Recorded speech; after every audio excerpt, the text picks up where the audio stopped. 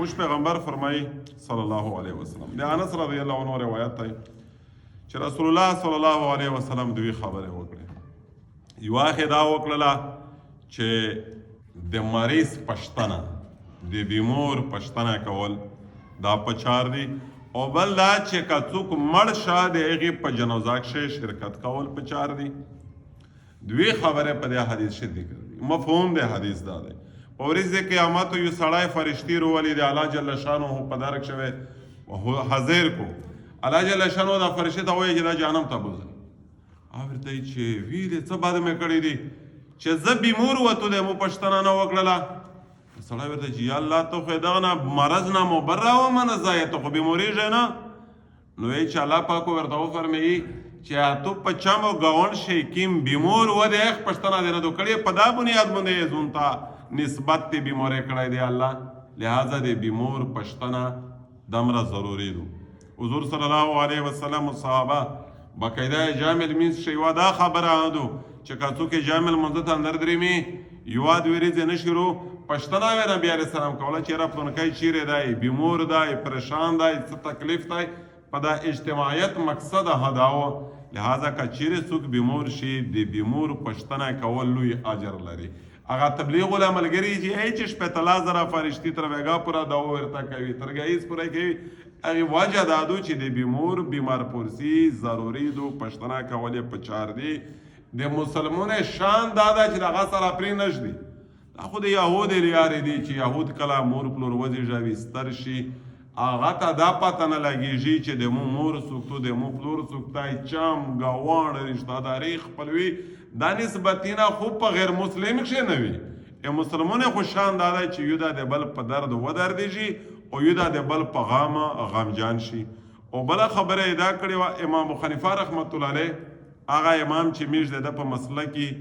هغه وایي چې د سره په ګاونډ کښې یو سړی و ډېر بدخویه و ډېر بدکرداره و. شپې چې دی مطالعه ته کښېنوس کتاب ته وکښېنوس دا ټوله شپه یې په ګانې بجانې په دا سرنندي په دا وې تېره کړله. دا یو ډېر ځنې په تکلیف او په زحمت و. یوه ورځ یې چې دا د ده د کوره د ګانې بجانې اوز نرته امام صاحب سوچ وکړه چې دا سړی مړ شه بیمور شه په څه شه. نو وایي چې پښتنه پسې وکړله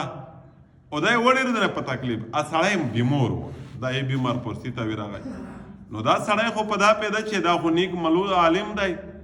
دا خو مونه ډېر تانګ دی خو چې د امام صاحب بیمار پرسي یې ولیدله وی راغی پښتنه وکړه ورته ودرېده. دا ویل چې امام صاحب په کوم نیت راغلی په دا نیت راغلی چې دا سړی یو مړ وي تانګ وي ډېر. دا ورته وایي چې نه په دا نیت نه یې راغلی په دا نیت یې چې ته کوم عمل کوې دی تو خپل تو په مداها کو چې مو دې تو پښتنه کړې وای. وایي چې دا مریض په غې وخت شي په ژاړو شه په د مرض په حالات شي چې زه په تیر کردار ډېر شرمنده یم مو ډېر نیک خلک ازورولی دی مونه ډېرې زیاتې غلطې شوې دي چې زه کله په پښې ودره امام صاحب تو یې مو پیر وې زوی تو مرید و تو مې ایستوز وې زو د شاګرد و متویز د حقانیت پته ولګېدله چې تو په لیار کښې ډېر لوی حقانیت دی او زه په ډېره غلطه لیار روان یم. چې کله هم مسلمون دا عادت خپل کو چې د مسلمون په درد باندې ځورېږي الله جل شانه یې دغې باندې ګناه نارضي کړي. دا د حضرت محمد مصطفی طریقه وه صلی الله علیه وسلم. بله خبره دا چې په جنازه کښې شریکول هم د مسلمون په چار دی. مسلمون په جنازه کښې شرکت ضروري دی په چار دی. ها فرض کفایه دو ځنې خلک یې وکړو ځنې نه وکړو ټیک شو سره پې خلوص یي په دې کښې فایده څه دو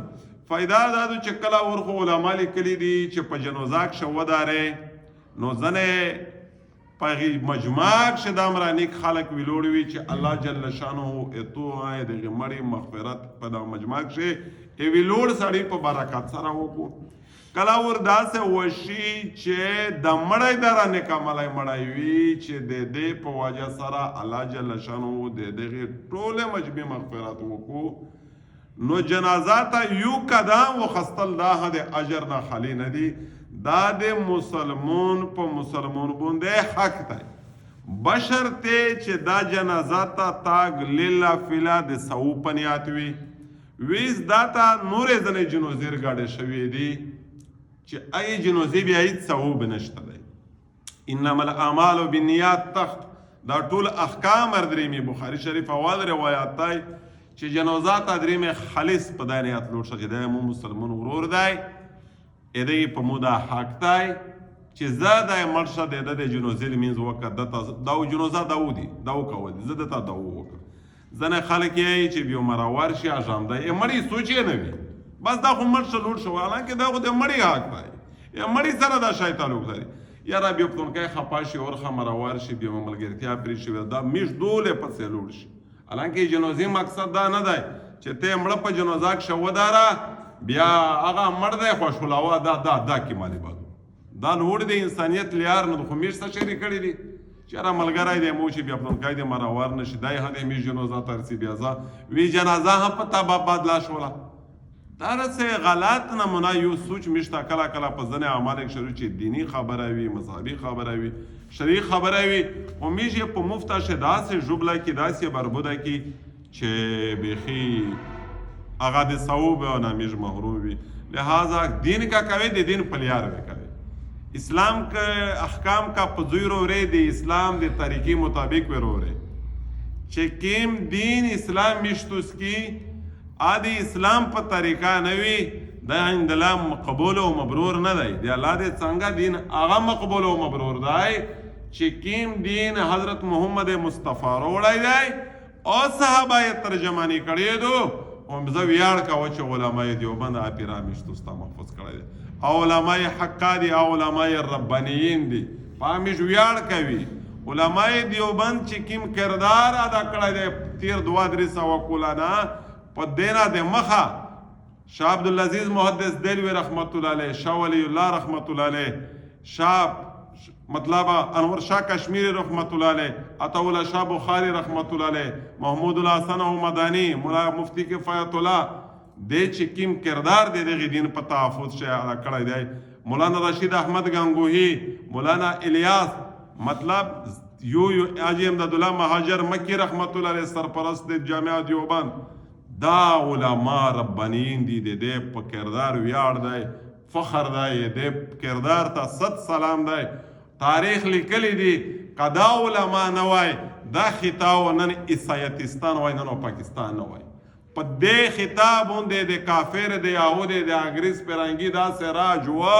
چې د اسلام نوم وخستل جرم تصور کړه پلکهاوی علما ته ژبې ور پرېکړې ساري نه ځنې پرېکړل یورت ته یې وچول دریوبینه ته یې وچول وطن بدر یې کړل چې اسلام یې د خښتي نه میټاو شي علما یې دیوبند ته د الله جزای خیر ورکړي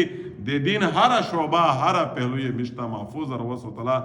نو خبرې کول مقصد دا و چې میش کا دین کوي ها دینو کوي چې کیم د شریعت مطابق وي کله کله میشته د خپل مشرون سپینجیري وایي چیرا خوله اسکات و وله پتونکای عادت و پول ډینګړای عادت و ها و دا و زیوراتینو تو تللی قدمینو و خستل مطلب سیرلیو ورڅ کاول او مطلب کوکینو په خاول او څوم کاول په کبری مې بتیاول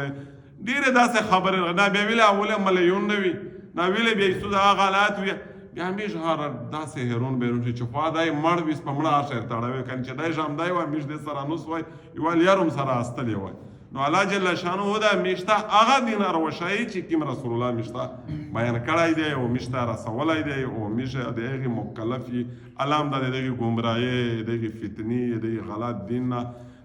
میش داسې محفوظ وسوتی لکه ابراهیم علیه السلام چې په ورکش سبحانك اللهم